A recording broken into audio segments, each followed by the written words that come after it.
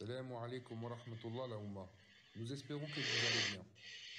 Comme chaque année, Géna TV essaie de placer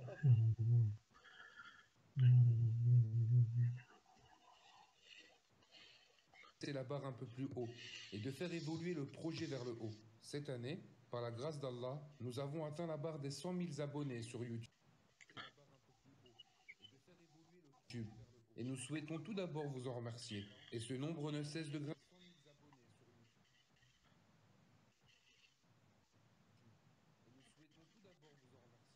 grimper grâce à vos partages, vos likes, vos interactions très intéressantes sur nos différentes plateformes. Cette année, pour le Ramadan, on a plusieurs informations à vous annoncer. Vous êtes prêts? Accrochez-vous bien. La première, c'est que chaque nuit du mois béni, nous allons faire un cours en direct exclusif avec chaque jour un intervenant différent. Et oui, on s'est fixé cet objectif et on l'a réussi. Alhamdoulilah. Géna TV l'a fait pour vous. Réussir à réunir 30 prédicateurs et imams sur la même plateforme. En ces temps de mise en garde à tout va, des critiques internes entre les musulmans, ça a été un gros challenge. Mais on voulait mettre un grand coup dans la fourmilière et construire tous ensemble autour des valeurs de l'islam. Tous les soirs, retrouvez donc à 20h30 un intervenant différent pour traiter de thématiques autour du Coran. Eh oui, le Ramadan c'est le mois du Coran. Comment donc faire des cours sans en parler durant ce mois béni? Maintenant, pour parler de nous, nous sommes une équipe d'une vingtaine de personnes travaillant d'arrache-pied pour vous apporter le meilleur des contenus. Et oui, Géna TV, depuis ses débuts en 2016, a maintenant pris du galon par la permission d'Allah. On a nos traducteurs, nos rédacteurs, une équipe de monteurs et d'intervenants nous permettant de produire plusieurs vidéos par jour. Toute cette petite troupe est donc heureuse de vous souhaiter un bon Ramadan 1441. Que ce mois béni soit un mois de changement pour vous, d'adoration, de piété et de rapprochement d'Allah. Quant à moi, il ne me reste plus qu'à vous dire hop. Vous croyez pas vous en sortir comme ça? Je viens de vous annoncer une méga nouvelle qui est celle de notre passage à 100 000 abonnés. Et ça vous fait rien? Vous êtes sûr? Allez, vous le savez comme moi, que 100 000 abonnés, ça change la donne. Entre le trophée de récompense et tous les nouveaux services que YouTube nous propose, je vous raconte pas. Lesquels de services? Eh ben déjà, Teespring, le partenaire de YouTube, nous propose de customiser des t-shirts, tableaux, coques de téléphone et plein de goodies que nous pouvons désigner à notre guise. Les produits sont en description de la vidéo. Il vous suffit de regarder en bas et de nous dire en commentaire ce que vous en pensez. Si jamais vous voulez un design customisé ou dédicacé pour vous, pour un tableau ou pour un mariage, laissez-nous un mail. On se fera un plaisir de vous rendre ce service. Aussi, vous allez voir à côté de s'abonner de notre chaîne, le petit bouton rejoindre. Oui, ce petit bouton bleu en bas des vidéos. Et bien là encore, c'est un nouveau service. En activant l'abonnement à 10 € par mois, là, c'est toute la bibliothèque des livres de Jannah Édition qui vous sera offerte. Et le luxe, à 20 € par mois, vous recevrez un t-shirt dédicacé de la part de l'équipe de Jannah TV, un tableau désigné selon votre attente et un accès total à la bibliothèque de livres de Jannah Édition, notre maison d'édition. Et oui, vous avez cru quoi? Jannah TV, ce n'est pas qu'une chaîne YouTube. C'est aussi une maison d'édition, bientôt une application, Inch'Allah. Quand nous en aurons les moyens financiers et de belles surprises vont sortir des cartons. Vous êtes plus de 5 millions à nous suivre sur toutes nos plateformes. Et pour ceci, on voulait vous dire un grand merci. Barakallahu fikum. Cette fois-ci, je vous dis qu'Allah vous récompense, vous bénisse, vous apporte la baraka, la santé et la bénédiction ici-bas et dans l'au-delà, en espérant que ce ramadan soit bénéfique et qu'il vous change pour toujours. Assalamu alaikum wa rahmatullah. Ouais.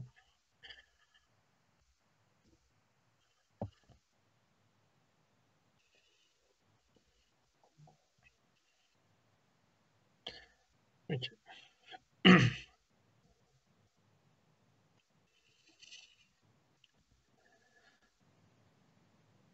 السلام عليكم ورحمة الله وبركاته. الحمد لله الذي أنزل القرآن في رمضان وجعل له بينات من الهدى والفرقان، وأشهد أن لا إله إلا الله وحده لا شريك له ولي الإحسان، وأشهد أن محمدا عبده ورسوله المبعوث رحمة للإنس والجان، صلى الله عليه وسلم وعلى آله وصحبه ما حان حين وآن آن. أما بعد. Donc nous nous réunissons en cette soirée du 18 du mois de Ramadan 1441 du calendrier hégirien, qui correspond au 11 mai 2020 du calendrier grégorien. Le mois de Ramadan, cet invité tant attendu chaque année, va bientôt nous quitter. Car nous allons entrer dès demain soir, Inch'Allah Ta'ala, dans la dernière décade de ce mois béni. Et cette dernière décade a une particularité, c'est qu'il y réside en celle-ci une nuit qui est meilleure que 1000 mois. Et cette nuit n'est autre que Laylatul Qadri, la nuit du destin ou la nuit de la valeur. Et il n'y a pas meilleur pour parler des particularités de cette nuit que d'expliquer une sourate dans laquelle Allah subhanahu wa ta'ala a évoqué précisément cette nuit-là, Laylatul Qadri, la nuit de la valeur ou la nuit du destin. Et ceci fait partie de la jurisprudence des occasions. Fiqhu al-munasabat. Qu'est-ce que fiqhu al-munasabat, la jurisprudence des occasions? C'est le fait d'évoquer certaines questions de la religion relatives à un moment, à une situation ou à un endroit bien précis. Et en l'occurrence, comme nous l'avons dit, à partir de demain soir, Inch'Allah Ta'ala, nous allons rentrer dans les 10 dernières nuits du mois de Ramadan. Donc il est opportun de parler des spécificités de ces 10 dernières nuits. Et pour cela, Inch'Allah Ta'ala, nous allons graviter autour d'une sourate, dans laquelle Allah subhanahu wa ta'ala a montré la majesté du Coran, dans laquelle Allah subhanahu wa ta'ala a vénéré et a montré l'importance d'une nuit parmi les nuits du mois de Ramadan. Et cette sourate n'est que sourate Al-Qadr. Sourate Al-Qadr, la sourate de la valeur ou la sourate du destin. Allah subhanahu wa ta'ala débute cette sourate-là en disant Inna anzalnahu fi laylatil qadr. Nous l'avons fait certes fait descendre pendant la nuit de l'Qadr. Nous l'avons fait certes descendre, c'est-à-dire le Coran, durant la nuit de l'Qadr, c'est-à-dire durant la nuit du destin ou la nuit de la valeur. Donc j'emploierai à chaque fois ces mots-là, soit destin, soit valeur. On verra pourquoi, car Al-Qadr peut signifier tantôt un sens et tantôt un autre sens. Allah subhanahu wa ta'ala débute cette sourate en disant « Inna » nous. Le « nous », ici le pronom « nous », ici montre qu'Allah subhanahu wa ta'ala veut montrer l'importance de celui qui révèle et la chose qui est révélée. Donc Allah subhanahu wa ta'ala veut montrer l'importance de celui qui révèle, c'est-à-dire lui-même, subhanahu wa ta'ala, et de la chose qui va être révélée durant cette nuit-là, c'est-à-dire Al-Qur'an, le Coran. Et le nous dans le Coran, lorsque vous voyez nous, inna anzalnahu fi laylatil qadri, nous l'avons fait descendre, le nous dans le Coran ne signifie point un pluriel de nombre, mais un pluriel de respect et de majesté. N'as-tu pas vu les rois de ce bas monde s'exprimer ainsi en disant « Nous avons fait cela, nous avons décidé cela ». Ils disent cela tantôt par fierté, tantôt par modestie. Allah subhanahu wa ta'ala n'est-il pas plus en droit d'utiliser ce pronom, bien sûr. Donc à chaque fois que tu verras dans le livre d'Allah subhanahu wa ta'ala le pronom « nous », eh bien ceci signifie, ce n'est point un pluriel de nombre, mais un pluriel de respect et de majesté. Avant de rentrer pleinement dans l'explication de cette sourate, une question qui doit nous interpeller. Qu'est-ce que ça veut dire « Inna anzalnahu fi laylatil qadr » Nous l'avons fait descendre pendant la nuit de l'Qadr. Il faut savoir que le « Inna anzalnahu » le damir, le pronom là, inna anzalnahu, nous l'avons fait descendre, ceci fait référence au Coran. Alors comment le Coran a été révélé? Est-ce que le Coran a été descendu d'un coup ou est-ce qu'il a été descendu par saccade, par partie? Eh bien, il faut savoir que les savants ont divergé quant à cette question-là. Alors, il y a principalement deux avis. Le premier avis, c'est l'avis qui a été choisi par l'imam Sha'bi, rahimahullahu ta'ala, qui nous dit que le Coran, que la première chose qui a été révélée du Coran, c'est les quatre premiers versets de Surat Al-Alaq, dans lesquels Allah subhanahu wa ta'ala nous dit « Iqra bismi rabbika alladhi khalaq, khalaqa l'insana min alaq, iqra wa rabbuka l'akramu alladhi allama bil qalam » Lis au nom de ton Seigneur qui a créé, qui a créé l'homme d'une adhérence, lis ton Seigneur le très noble qui a enseigné par la plume. Puis l'imam Sha'bi et d'autres nous disent, ça c'est leur avis, que donc, ce qui a été révélé durant la nuit du destin, c'est juste les 4 premiers versets de Surat Al-Alaqa. Puis le Coran a été révélé selon les circonstances pendant 23 ans. Selon les circonstances pendant 23 ans. Et il y a le deuxième avis, c'est l'avis de la majorité soutenu par Abdullah ibn Abbas et de la majorité des Sahaba, des compagnons du prophète sallallahu alayhi wa sallam et des savants d'antan jusqu'à aujourd'hui, c'est que le Coran a été révélé d'une seule traite, a été descendu d'un seul coup durant Laylatul Qadr, durant la nuit de la valeur ou la nuit du destin. Comment cela? Il a été révélé d'un seul coup de la planche gardée, min lawhil mahfouz, de la planche gardée où tout est inscrit jusqu'au premier ciel. Et au premier ciel, il y a une maison qui s'appelle Ad-Durah. Cette maison-là s'appelle Ad-Durah, comme l'a rapporté l'imam Abu Isa at-Tirmidhi selon Ali ibn Abi Talib, et le hadith est bon.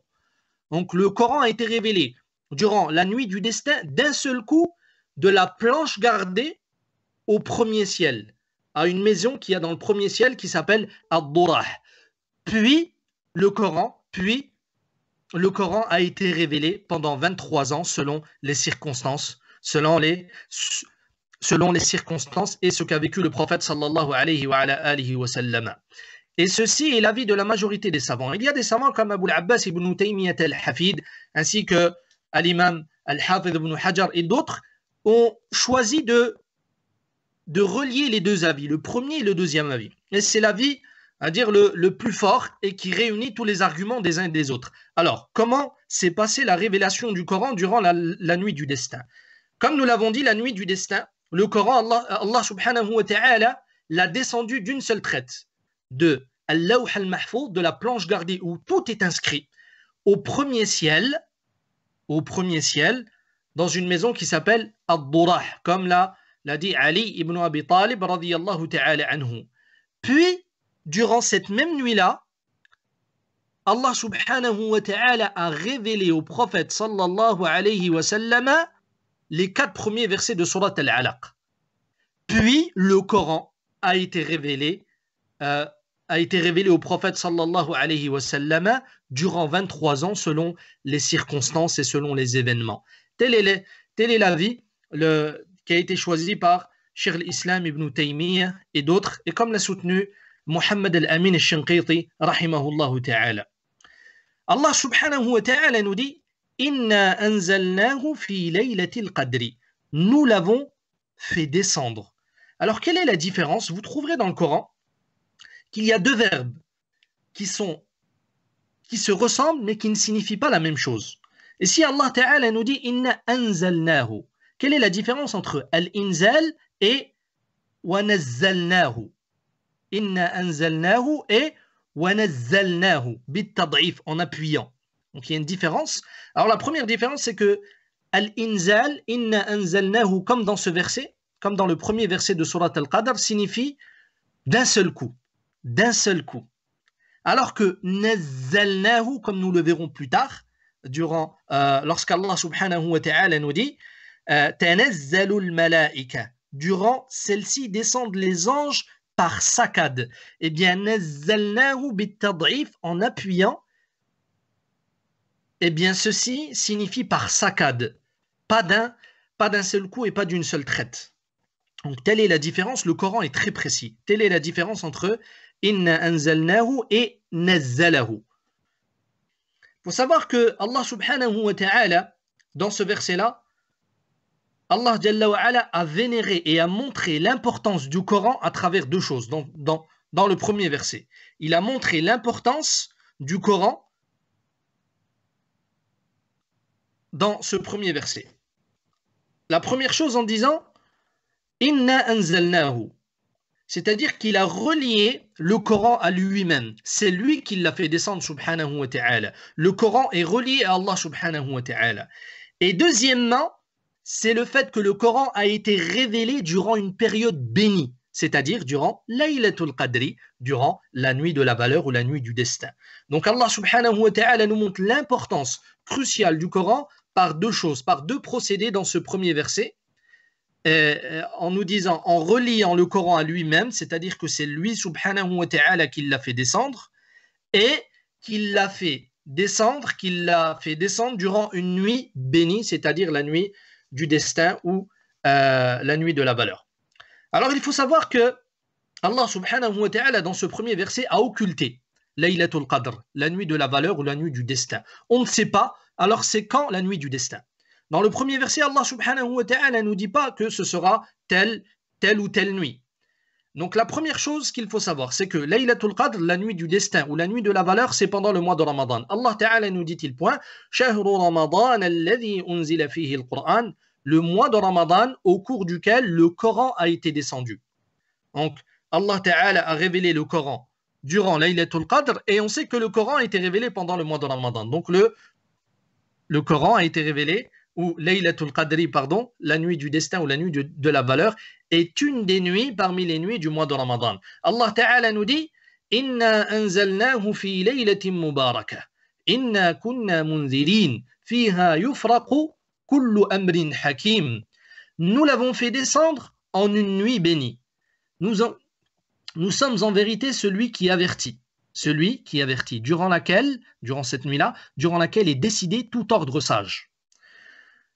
Maintenant, quand est la nuit du destin? Quel est son jour précisément? Alors il faut savoir que les savants ont énormément divergé quant au jour ou à la nuit exacte de la nuit du destin ou de la nuit de la valeur, au point où Al-Hafidh ibn Hajar rahimahullah ta'ala nous rapporte dans son explication de Sahih al-Bukhari, Fathul Bari, il nous rapporte plus de 46 avis concernant la nuit du destin. 46 avis concernant la nuit du destin. Alors, certains savants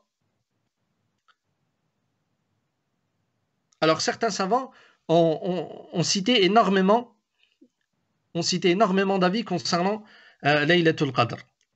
Au point où, comme je l'ai dit, Al-Hafidh ibn Hajar a cité plus de 46 avis différents. Au point où certains compagnons comme Abdullah ibn Mas'ud, radiyallahu ta'ala anhu, lui voyait que Laylatul Qadr, la nuit du destin, c'était pendant une des nuits de l'année. Et il a dit cela qu'Allah subhanahu wa ta'ala l'agrée afin de motiver et de pousser les gens à faire des efforts quant aux prières de la nuit durant toute l'année.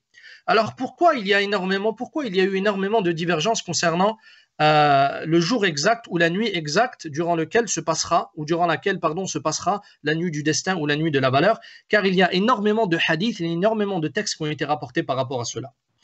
Donc certains ont dit que c'est la nuit du 27, certains ont dit que c'est la nuit du 21, certains ont dit que c'est la nuit du 23, certains ont dit que c'était la nuit du 25, certains ont dit que c'était la nuit du 29. Et là on voit l'erreur de ceux qui réservent juste la nuit du 27, qui se disent c'est juste la nuit du 27 et pas autre chose. Eh bien non. Il y a énormément de hadiths qui nous rapportent que Laylatul Qadr, la nuit du destin ou la nuit de la valeur, peut être la nuit du 21, la nuit du 23, la nuit du 25 ou la nuit du 29. Donc parmi les textes qui nous ont été rapportés, il y a ce qu'a rapporté l'imam Muslim selon Zir ibn Hubaysh. Il nous dit qu'il a questionné Ubay ibn Ka'b.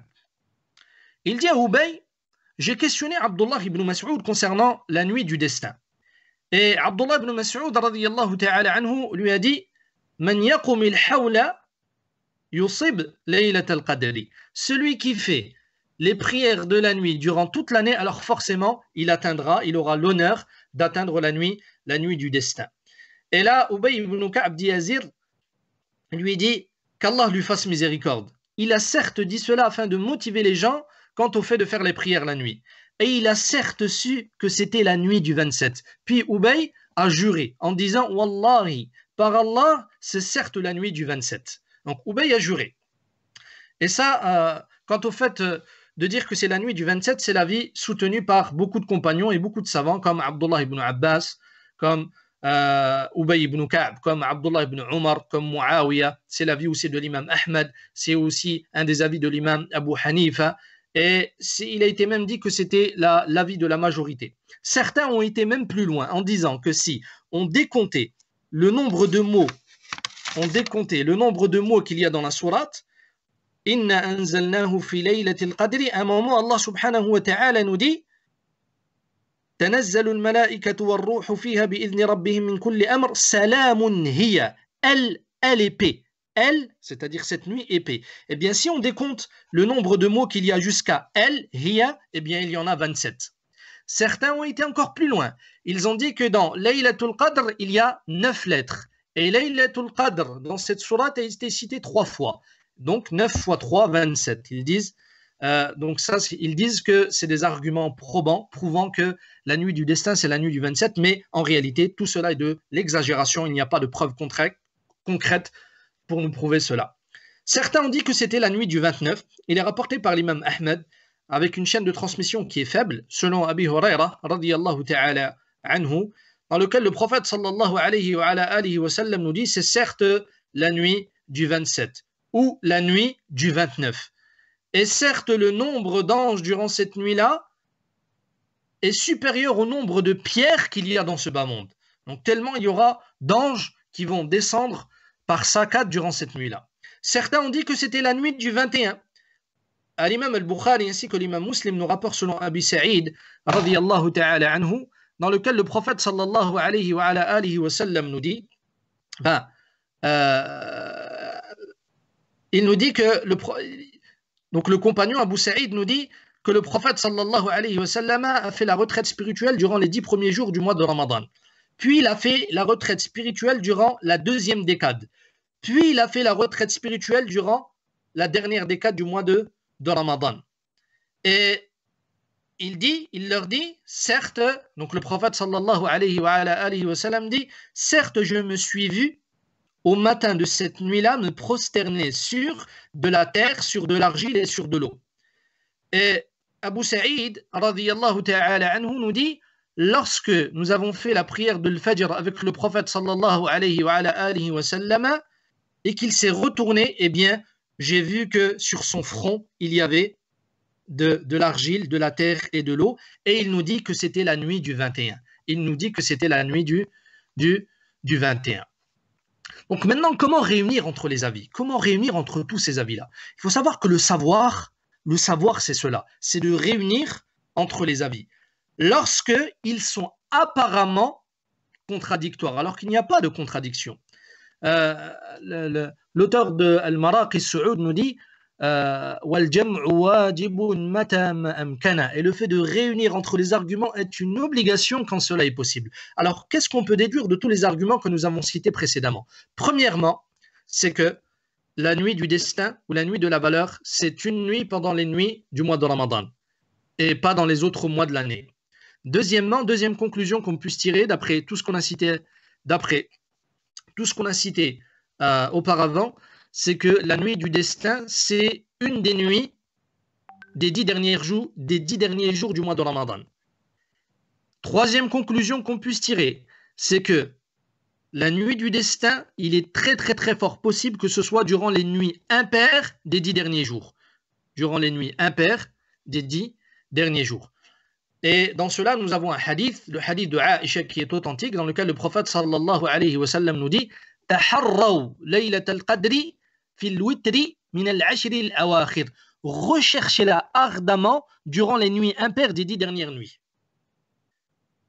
Parmi aussi les choses qu'on puisse déduire, c'est que la nuit du destin n'est pas fixe d'une année à une autre.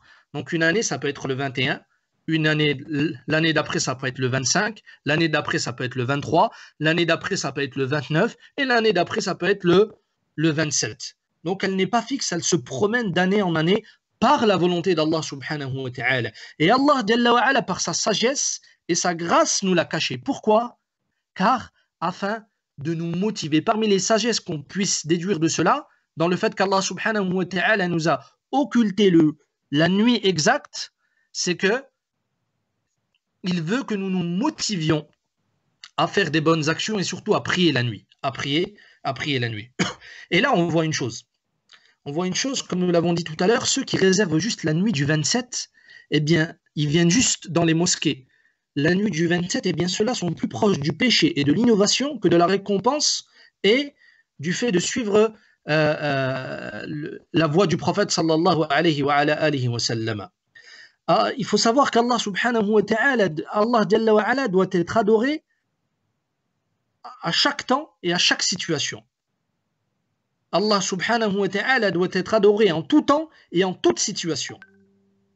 Et on ne doit point adorer Allah subhanahu wa ta'ala juste pendant des occasions ou des fêtes, car cela est la voie des gens du livre.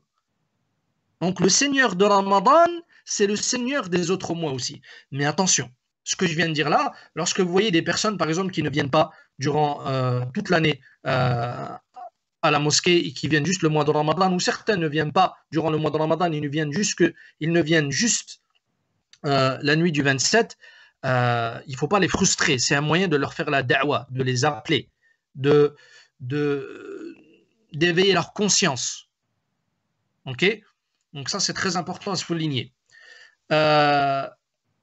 Une chose aussi à dire, c'est que y a l'imam Shafi'i, rahimahullah ta'ala, nous dit que, quant à lui, que Laylatul Qadr, la nuit du destin, n'est pas fixe. La nuit du destin, il nous dit, n'est pas fixe.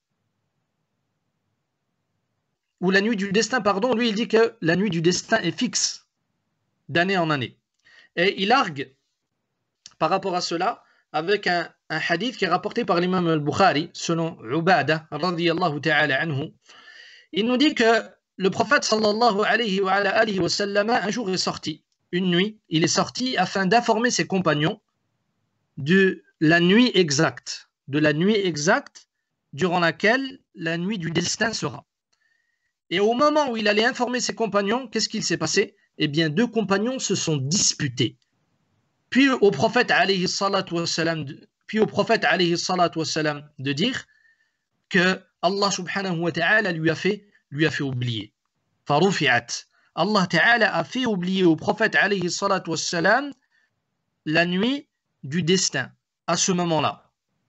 Et il dit après alayhi salatu wassalam وَلَعَلَّ ذَلِكَ أَن يَكُونَ خَيْرًا لَكُمْ فَالْتَمِسُوهَا فِي السَّابِعَةِ وَالتَّاسِعَةِ وَالْخَامِسَةِ. Et peut-être que c'est un bien pour vous.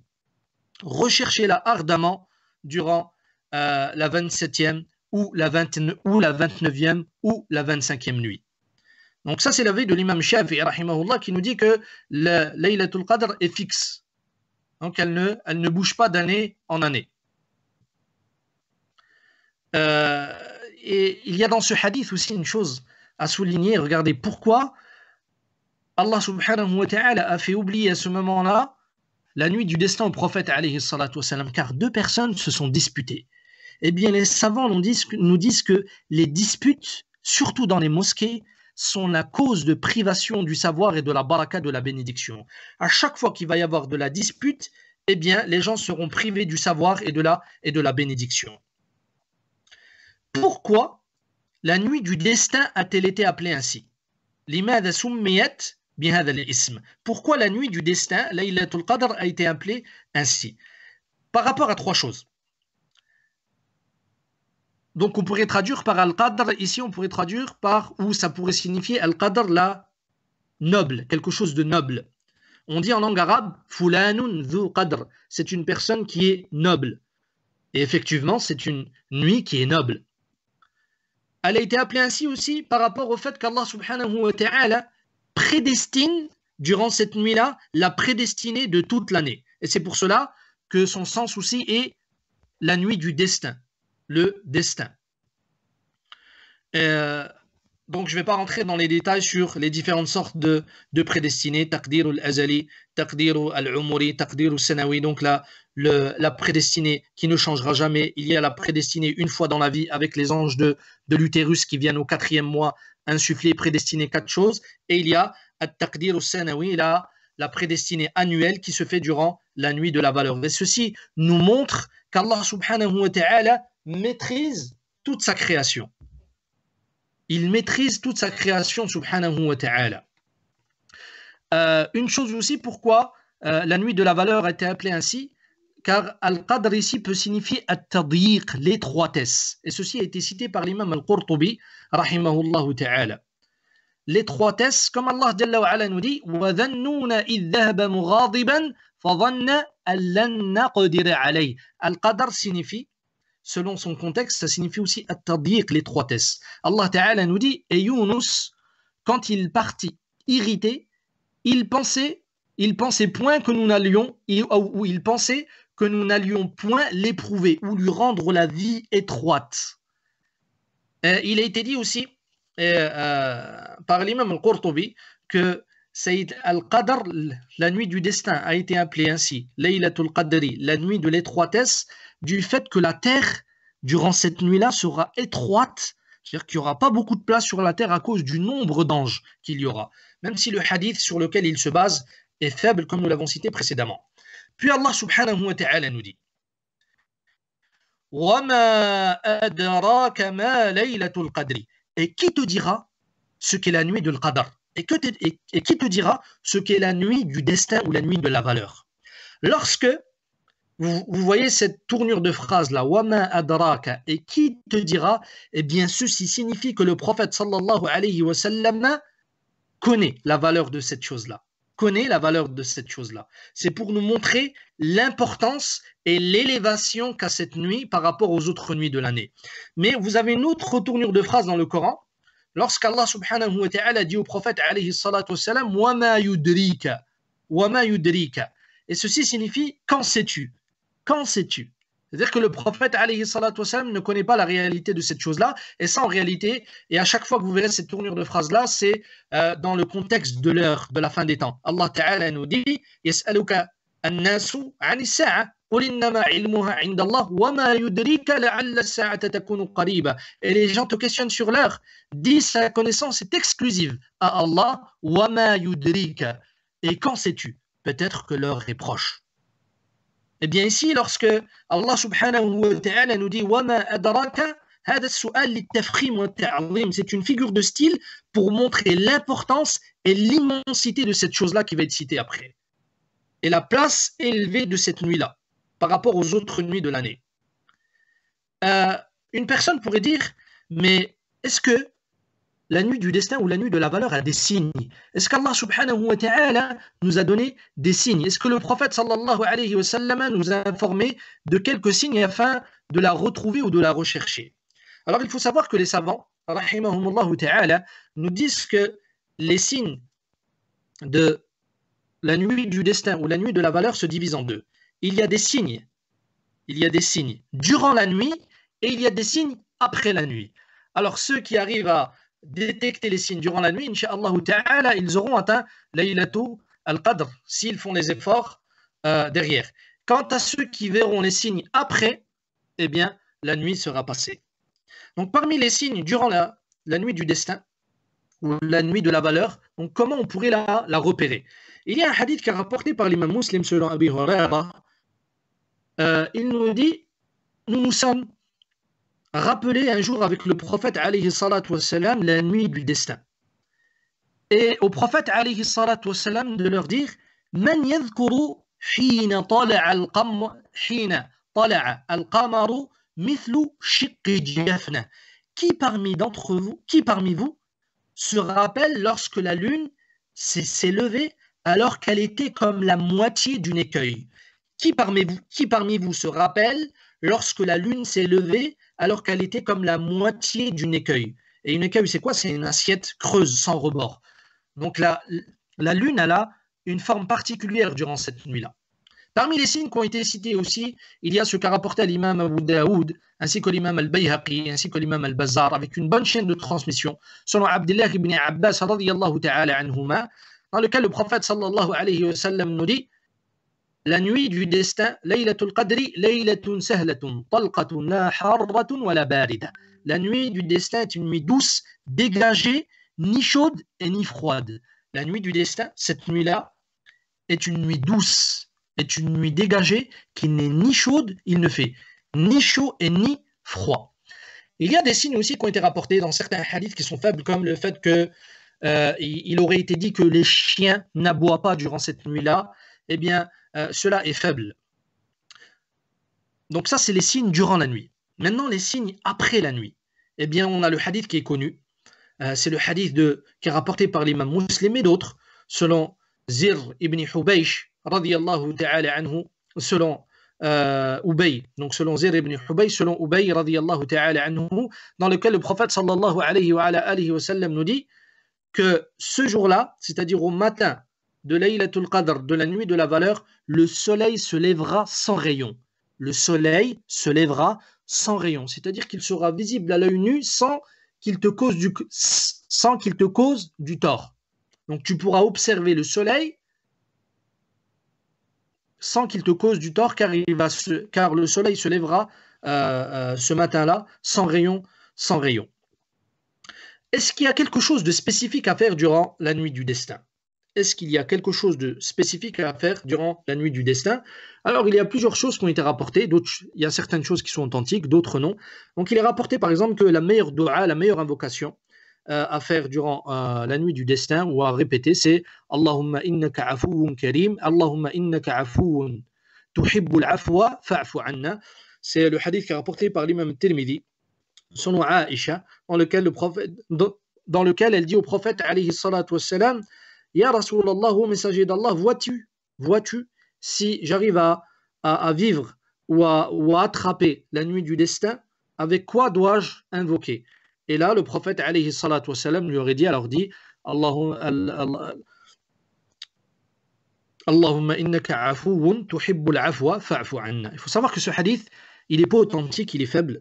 Donc il y a la chaîne de transmission de ce hadith n'est pas continue, malgré que la personne, elle peut le dire. Mais ce n'est pas une invocation qui est spécifique à la nuit du destin. La meilleure adoration à faire durant Laylatul Qadr, durant la nuit du destin, c'est Al-Qiyam.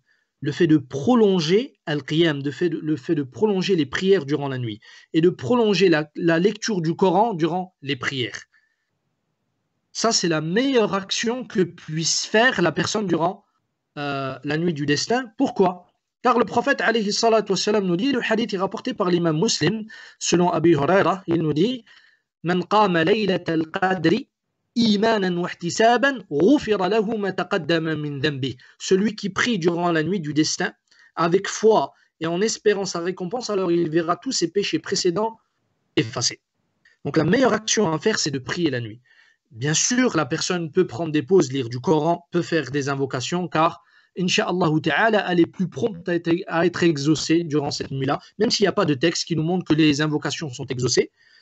Donc ça, c'est principalement ce qu'il faut faire durant cette nuit-là. Puis Allah subhanahu wa ta'ala nous dit Laylatul Qadri khayrun min alfi shahr.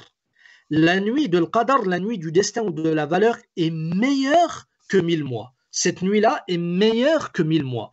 Mujahid, rahimahullah ta'ala, nous dit Laylatul Qadri khayrun min alfi shahrin laysa fiha Laylatul Qadr. Il nous dit que la nuit du destin ou la nuit de la valeur est meilleure que 1000 mois dans lesquels il n'y a pas la nuit du destin. Ibn Kathir ainsi que l'imam Ibn Jarir al-Tabari nous disent qu'une adoration effectuée durant la nuit du destin ou la nuit de la valeur est meilleure qu'une adoration qui est effectuée pendant 1000 mois. Donc une action que tu vas effectuer durant cette nuit-là est meilleure qu'une action que tu vas effectuer pendant 1000 mois. Regardez, une seule nuit dans laquelle si tu fais une adoration, eh bien cette adoration-là sera meilleure que si tu l'effectuais pendant 1000 mois. Et 1000 mois, c'est 83 ans et 4 mois. Qui d'entre nous va vivre 83 ans et 4 mois? Illa qalilan qalila, très peu d'entre nous, car le prophète alayhi salatu wassalam, dans le hadith qui est rapporté par l'imam Abu Isa at-Tirmidhi, selon Abu Huraira, il nous dit que l'âge de sa communauté oscille entre 60 et 70 ans. Et très peu de personnes dépasseront cet âge-là. Donc regardez, il nous est donné une occasion grandiose d'effectuer énormément d'actions en une seule nuit, et qui sera équivalent à 1000 mois. Et regardez, une des sagesses qu'on puisse tirer de cela, comme l'ont cité les savants, c'est qu'en réalité, le but, c'est pas de vivre longtemps. Le but, ce n'est pas de vivre longtemps, mais le but, c'est de vivre en adorant Allah subhanahu wa ta'ala et en multipliant les actes d'adoration et les actes de bien. Même si tu vis pas beaucoup. Donc c'est une des sagesses qu'on puisse déduire de cela. au point où le prophète alayhi salatu wassalam, a jugé que celui qui n'atteint point la nuit du destin ou la nuit de la valeur est une personne qui est privée de tout bien. Il est rapporté par l'imam Abu Abdullah ibn Majah, et le hadith est bon selon Anas, dans lequel le prophète alayhi salatu wassalam nous dit: il y a certes dans ce mois-là une nuit qui est meilleure que 1000 mois. Celui qui est privé de celle-ci, alors il sera privé de tout bien. Et celui qui est privé de son bien, alors celui-là sera vraiment le privé, sera quelqu'un qui est privé. Puis Allah subhanahu wa ta'ala nous dit: تنزل الملائكة والروح فيها بإذن ربهم من كل أمر. Durant celle-ci, descendent. Et ici, donc la traduction qui est devant moi, donc c'est traduit par descendre. Mais on a vu tout à l'heure que Allah Ta'ala nous dit ici tanazzalu bit-tad'if, ce qui signifie descendre par saccade, par groupe. Donc la meilleure traduction serait de dire durant celle-ci descendent par saccade les anges ainsi que l'esprit par permission de leur Seigneur pour tout ordre. Donc ici Allah subhanahu wa ta'ala nous cite encore un mérite de cette nuit-là. Il nous dit tanazzalul malaika. Donc les anges descendent par saccade, par groupe durant cette nuit-là. Tanazzalul malaika. Qui descend? Les anges. Alors les anges, la croyance aux anges, c'est un des piliers de la foi. C'est un des piliers parmi les piliers de la foi. Le minimum obligatoire que tu te dois de connaître concernant la croyance aux anges, c'est, écoute bien, le fait de croire fermement que ce sont des créatures d'Allah subhanahu wa ta'ala, l'adorant, n'ayant aucune qualité de la seigneurie et de la divinité, et qu'il y en a un parmi eux qui est chargé de transmettre la révélation. Et ceci a été cité par Abu Abdullah ibn al-Qayyim et d'autres. Donc le minimum obligatoire concernant la croyance aux anges, c'est cela. C'est le fait que tu crois fermement que ce sont des créatures d'Allah, l'adorant, n'ayant aucune qualité de la seigneurie et de la divinité. Et il y en a un parmi eux qui est chargé de transmettre la révélation par permission d'Allah, et c'est Jibril alayhi salam. Puis il nous dit tanazzalul malaika war-ruh, ar-ruh, l'esprit. Et ici l'esprit c'est Jibril alayhi salam. Et méditez bien quant au fait que Allah subhanahu wa ta'ala, après qu'il ait cité les anges, il a cité Jibril. Mais Jibril fait partie des anges. Et bien cela c'est un procédé dans la rhétorique pour nous montrer l'importance de Jibril alayhi salam. هذا من باب عطف الخاص بعد العام. Donc après avoir cité les anges de façon générale, il a spécifié un ange parmi les anges, et qui est Jibril alayhi salam. Donc Jibril, durant cette nuit-là, donc parmi les mérites aussi de cette nuit, donc c'est que les anges descendent, et c'est que aussi Jibril alayhi salam, l'ange chargé de la révélation, descend durant cette nuit-là. Puis Allah Ta'ala nous dit bi-izni rabbihim, par permission de leur Seigneur. Bi-izni rabbihim. Naam, car les anges sont des serviteurs nobles obéissants, qui ne désobéissent point à leur Seigneur. Au point où le prophète alayhi salatu wassalam voulait que Jibril le visite plus souvent. Et le hadith est rapporté par l'imam al-Bukhari, son Abdullah ibn Abbas, radiyallahu ta'ala anhuma, dans lequel le prophète sallallahu alayhi wa sallam dit un jour à Jibril: Ma laka la tazuruna akthara mimma kunta tazuruna. Pourquoi tu ne nous visites pas plus que tu le fais? Et là, Allah subhanahu wa ta'ala a révélé: وَمَا نَتَنَزَّلُ إِلَّا بِأَمْرِ رَبِّكَ. Et nous ne descendons si ce n'est avec l'ordre de ton Seigneur. Nous descendons si ce n'est avec l'ordre de ton Seigneur. C'est-à-dire qu'ils descendent, que Jibril alayhi salam rendait visite à Allah subhanahu wa ta'ala, pas parce qu'il voulait descendre de lui-même, mais par ordre d'Allah subhanahu wa ta'ala. Puis Allah ta'ala nous dit min kulli amr, pour tout ordre. Et nous avions dit tout à l'heure qu'Allah subhanahu wa ta'ala prédestine durant cette nuit-là la prédestinée de toute l'année. Tout ce qui va se passer l'année, Allah subhanahu wa ta'ala le prédestine durant cette nuit-là. Et c'est l'avis qui a été choisi par Qatada et d'autres. Donc, tout ce qu'Allah, durant cette nuit-là, Allah subhanahu wa ta'ala va prédestiner le destin de chaque créature pour l'année à venir. Pour l'année à venir. Puis Allah subhanahu wa ta'ala nous dit Salamun hiya hatta matla'i al-fajr. Salamun hiya hatta matla'i al-fajri. Elle est paix et salut jusqu'à l'apparition de l'aube. Donc cette nuit-là est paix. Il n'y a point de mal durant cette nuit-là. Il n'y a point de mal pour le croyant, ne peut point être empris par le mal durant cette nuit-là. Au point où Mujahid, rahimahullah ta'ala, nous dit que le shaitan, durant cette nuit-là, ne peut point insuffler le mal aux croyants. Ne peut point insuffler le mal aux croyants durant cette nuit-là. Ceci a été cité par Mujahid. L'imam al-Sha'bi, rahimahullah ta'ala, nous dit dans le commentaire de ce verset, il nous dit, ou dans l'explication de ce verset, il nous dit Innahu salamul malaika ala al-mu'minin. C'est-à-dire que lorsqu'Allah ta'ala nous dit à l'épée, salamun hiya. C'est-à-dire que les anges, durant cette nuit-là, saluent les croyants. Ils saluent les croyants en leur disant Assalamu alaykum ayyuha, Assalamu alayka ayyuha al-mu'min. Paix et salut à toi, ô croyants. Donc c'est une nuit qui est paix, de son début jusqu'à la fin. Donc combien, Wallahu ta'ala a'lam, combien de personnes ont été exaucées durant cette nuit-là. Malgré que, comme nous l'avons dit, il n'y a pas de texte qui nous prouve que les invocations sont exaucées durant cette nuit-là. Donc telle est l'explication de Surat Al-Qadr. Et pour terminer, il y a une chose qu'il est important de souligner. C'est que Allah subhanahu wa ta'ala a révélé le Coran, comme il est cité dans cette sourate-là, quand cela? Est-ce qu'il l'a révélé durant la journée ou durant la nuit? Allah ta'ala a révélé le Coran durant la nuit. Et la nuit, Allah subhanahu wa ta'ala lui a donné des particularités par rapport au jour. Et ceci a été cité par Muhammad al-Amin al-Shanqiti rahimahullah, qui nous dit que la nuit a des particularités. Allah subhanahu wa ta'ala lui a donné des particularités que le jour n'a point. Donc parmi ces particularités, c'est le fait, par exemple, Allah subhanahu wa ta'ala a choisi de faire voyager et d'élever dans les cieux son serviteur, c'est-à-dire son prophète alayhi salatu wassalam, durant Laylatul Isra wal Mi'raj, pendant la nuit. Allah Ta'ala nous dit Subhanalladhi asra bi'abdi laylan. Gloire et pureté à celui qui de nuit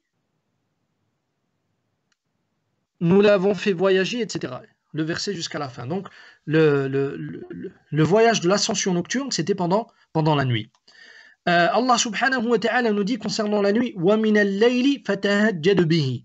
Et durant la nuit, consacre une partie de tes prières surérogatoires. Ibn Abbas ainsi que Qatada nous disent que Allah subhanahu wa ta'ala préfère la nuit ou la science qui est étudiée pendant la nuit est meilleure que la science qui est étudiée pendant le jour, en se basant sur la parole d'Allah Jalla wa Ala lorsqu'il nous dit Inna nashi'atal layli hiya ashaddu wata'an wa aqwamu qila. La prière pendant la nuit est plus efficace et plus propice pour la récitation. Donc ceci a été cité par Ibn Abbas ainsi que Qatada. Allah Ta'ala nous dit Kanu qalilan min al-layli ma yahja'un. Et ils dormaient très peu la nuit, en vantant les croyants, en vantant les pieux, les craintifs. Ils dormaient très peu la nuit. Donc tout cela nous montre que il y a des miséricordes qui descendent durant la nuit qu'il n'y a pas durant le jour. La nuit, Allah subhanahu wa ta'ala lui a donné des particularités, des spécificités que le jour n'a point. Donc parmi aussi ce qu'on peut retenir de cette sourate pour terminer, c'est la rhétorique. La rhétorique dans cette sourate. La première chose à souligner, c'est ce qu'on appelle al-itnab. C'est un procédé de rhétorique, lorsqu'on cite plusieurs fois la même chose pour montrer l'importance de cette chose-là. Par exemple, Laylatul Qadr a été cité 3 fois dans cette sourate. Inna anzalnahu fi Laylatul Qadr, première fois. Wa ma adraka ma Laylatul Qadri, deuxième fois. Et troisième fois, Laylatul Qadr. Donc ceci s'appelle al-itnab. Donc c'est pour nous montrer l'importance de cette chose-là. Al-itnab yufidu ahammiyatu shay. C'est pour nous montrer l'importance de cette chose-là et qu'on se doit de s'intéresser à cette chose-là. Il y a ce qu'on appelle aussi al-istifham. التعظيم والتفخيم, l'interrogation de tout à l'heure. وَمَا أَدْرَاكَ, et qui te dira? Eh bien, ceci, c'est pour nous montrer aussi l'importance de cette chose-là, l'importance de cette nuit-là ici en particularité. Il y a aussi le fait qu'Allah subhanahu wa ta'ala a cité une chose spécifique après avoir cité une chose spécifique après avoir cité une chose générale. Concernant les anges, c'est pour nous montrer l'importance de Jibril alayhi salam. Dhikrul khas ba'd al-'am. Donc il a cité une chose spécifique après une chose générale, et c'est principalement ce qu'on peut retirer de l'explication de Surat al-Qadr. هذا والله أعلم وصلى الله على نبينا محمد وعلى آله وأصحابه أجمعين. سبحانك اللهم وبحمدك أشهد أن لا إله إلا أنت أستغفرك وأتوب إليك والحمد لله رب العالمين.